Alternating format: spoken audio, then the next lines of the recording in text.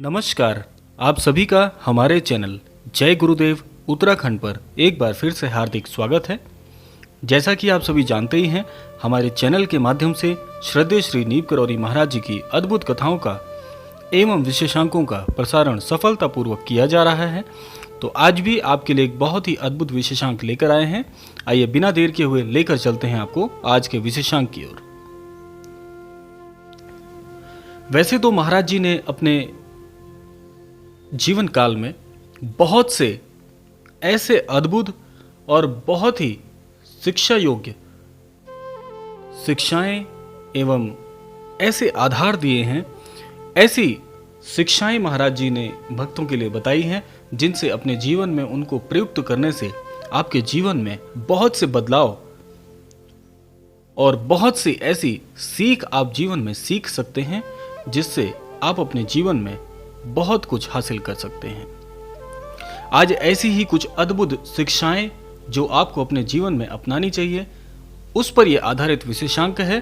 कुछ ऐसे जीवन के सत्य आपको जो कि महाराज जी ने बताए हैं उससे अवगत कराएंगे, जिससे आप महाराज जी की बताए उसूलों पर पूरे जीवन भर चलने में सक्षम हो सकते हैं।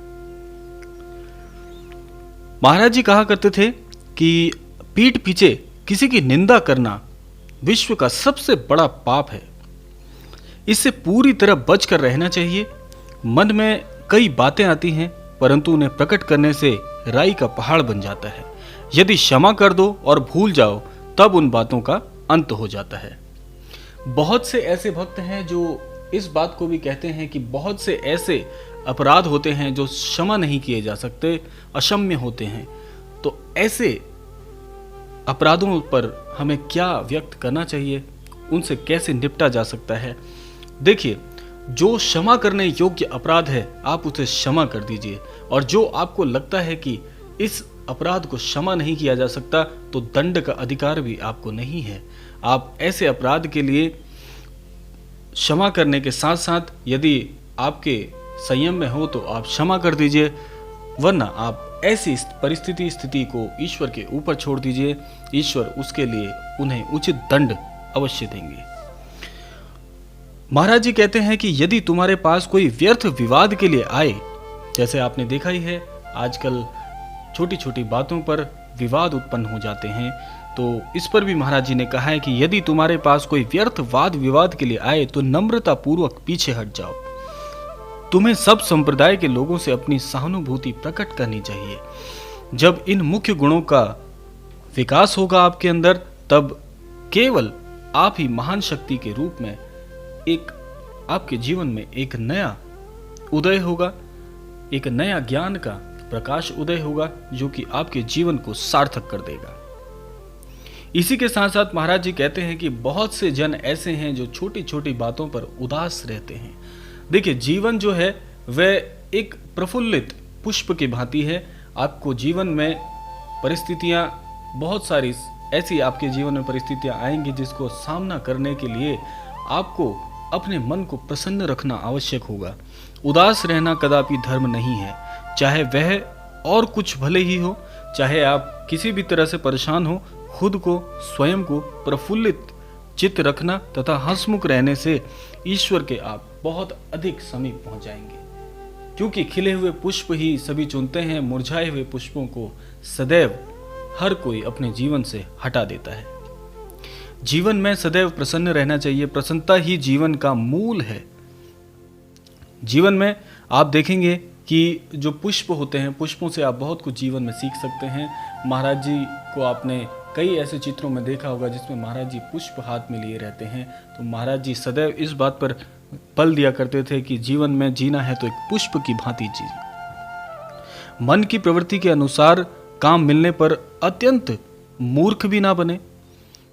जीवन में आप अगर किसी विषम परिस्थिति का सामना कर रहे हैं तो बुद्धिमता से, प्रसन्न चित्त से ही आप उसे हल कर सकते हैं। क्योंकि जब तक आपका मन अशांत रहेगा और अशांत मन से आप निर्णय लेंगे तो आप जीवन में कभी आगे नहीं बढ़ सकते। अशांत मन से लिए गए सारे निर्णय गलत साबित होंगे और बाद में आपको पश्चाताप होगा, और ऐसे पश्चाताप का कोई फायदा नहीं जब आप मूर्खतापूर्ण होकर किसी प्रकार से निर्णय लें, क्योंकि उस समय भी बीत गया होगा और आपका समय के अधीन होने से, समय के सदुपयोग ना करने से आपका जो कार्य है वह कभी नहीं बन पाएगा। अब आप कैसे करें, आप जीवन में कैसे इस चीज़ को शामिल करें जिससे आप प्रसन्न भी रहें और कभी भी आपका चित्त जो है वह उदास न रहे। तो चाहे कोई कितना भी बुरा क्यों ना हो, यदि आपके साथ किसी ने कितना ही बुरा व्यवहार क्यों ना किया हो, उसके दोषों की कभी चर्चा मत करें। उसके दोष अगर आप बताएंगे तो वह जो आपको परेशान कर रहा है, किसी न किसी प्रकार से आपके लिए बुरा सोच रहा है, उसे कभी कुछ लाभ नहीं होता। जब भी आप उसके दोषों की चर्चा करते हैं, किसी की दोषों की चर्चा करके आप उनकी सहायता नहीं करते हैं, आप उनकी बिल्कुल भी सहायता नहीं करते हैं। उसे इस प्रकार से आप उस व्यक्ति को अपने साथ समांतर व्यवहार करने से आप अपनी बुद्धिमत्ता का परिचय नहीं दे रहे हैं। जीवन में कभी भी आपके साथ यदि कोई विषम परिस्थिति आ जाए तो उसका डटकर सामना करिए, लेकिन समान रूप से आप व्यवहार करेंगे तो आप उसी श्रेणी में आ जाते हैं जो कि आपके लिए जो व्यक्ति बुरा सोच रहा है या बुरा कर रहा है, फिर उसमें और आप में कभी कोई अंतर नहीं रह जाता। तो इसीलिए आप मन को शांत रखिए। ये सारी बातें जो मैं आपसे कह रहा हूँ, मन को शांत करने और केंद्रित करने के विचार पर कह रहा हूँ, क्योंकि जब तक आप मन को अशांत रखेंगे, आपका अशांत मन आपके जीवन में अशांति के सिवा और कुछ आपको प्रदान नहीं करेगा। जीवन में आगे बढ़ना है तो मन को प्रसन्न रखना होगा। इस प्रकार से ही, प्रसन्न मन से ही लिए गए सारे निर्णय आपके जीवन में सफलता के लिए आपको सदैव सहायता प्रदान करते रहेंगे। तो यह थी महाराज जी की कुछ अद्भुत शिक्षाएं, जो कि महाराज जी ने भक्तों से अलग अलग वृतांतों में, अलग अलग घटनाओं के दौरान कही थी, जिसको संक्षेप में एक क्रमांक बनाते हुए आपके लिए मैं लेके आया था।